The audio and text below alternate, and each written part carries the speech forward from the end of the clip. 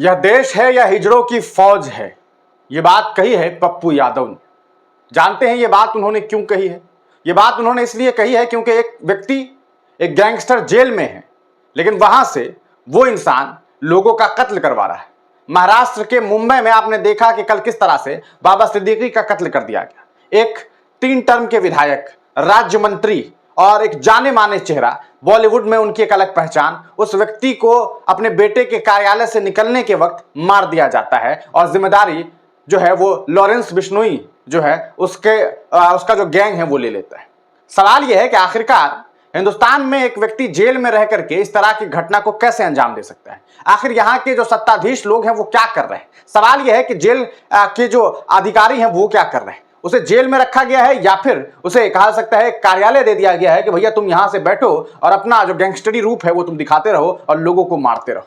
इस बात से आज के इस दौर में कहा सकता है लॉरेंस बिश्नोई जो एक बड़ा नाम बन गया है, क्योंकि गैंगस्टर है तो गैंगस्टर से लोगों का डरना स्वाभाविक है। ऐसे में जब तमाम नेता, तमाम बड़े बड़े लोग जब उस व्यक्ति को लेकर के डरे हुए हैं, तब बिहार के पूर्णिया के सांसद पप्पू यादव ने दहाड़ लगा दी है और कहा है कि इस 2 टके के इंसान को अगर 24 घंटे के लिए प्रशासन जो है वक्त दे दे तो इस 2 टके के व्यक्ति को और इसके पूरे के पूरे जो टीम है, इसका जो पूरा का पूरा टीम है, उसे साफ कर देंगे। जी हां, ये बात कही है पप्पू यादव ने, एक ऐसे व्यक्ति ने जो खुद कहा सकता है लोगों के बीच जाता है, जो लोगों के बीच जाकर के लोगों की मदद करने का काम करता है। एक वक्त था 90 के दशक में पप्पू यादव एक बड़ा नाम हुआ करते थे। उस वक्त पप्पू यादव की एक अलग बाहुबली छवि थी, बाद में उनकी छवि एक रॉबिन हुड की तरह पेश आई और आजकल वो लोगों की मदद करते हुए काफी देखे जाते हैं। ऐसे में खुल करके जब उन्होंने लॉरेंस बिश्नोई पर बोला है तब लोग ये भी कह रहे हैं कि ऐसे दौर में जब लोग लॉरेंस बिश्नोई के खिलाफ बोलने से डर रहे हैं, जिस व्यक्ति ने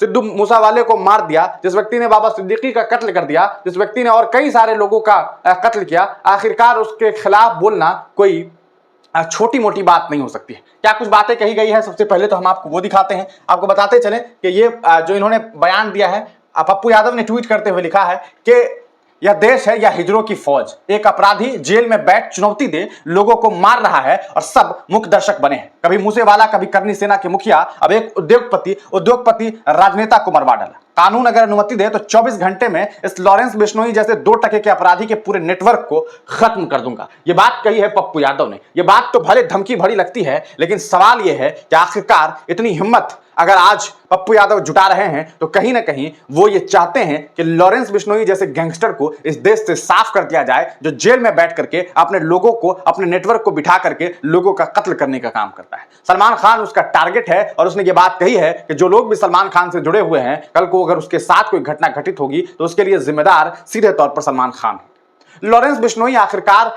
क्यों उस व्यक्ति को इतनी संरक्षण दी गई है? वो जेल से इंटरव्यू दे देता है। इससे बड़ी बात क्या होगी कि एक अपराधी को इंटरव्यू देने के लिए मेन स्ट्रीम मीडिया में जो है वो वक्त दे दिया जाता है। उस व्यक्ति पर जो है दर्जनों केसेस दर्ज हैं, 2 दर्जन से ज्यादा केस दर्ज है, लेकिन इसके बावजूद उसे जो है सही तरीके से सजा नहीं दी जा रही है। आखिरकार ऐसे लोगों को खत्म क्यों नहीं कर दिया जाता है?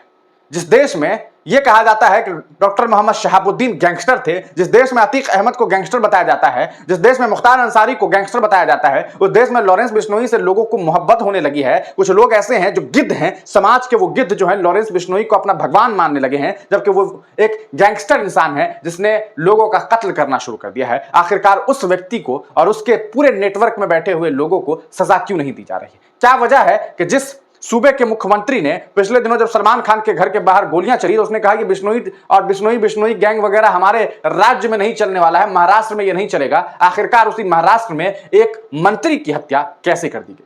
आप इस पूरे मामले को लेकर के क्या कुछ सोचते हैं और पप्पू यादव की इस दिलेरी भरी बात पर आपकी क्या राय है? अपनी राय लिखना ना भूलें।